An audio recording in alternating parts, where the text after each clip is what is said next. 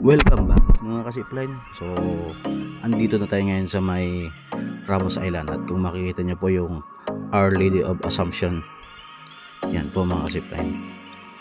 At dumating na rin po yung mga guests na galing sa port, at sila po ay magbimisa ngayon.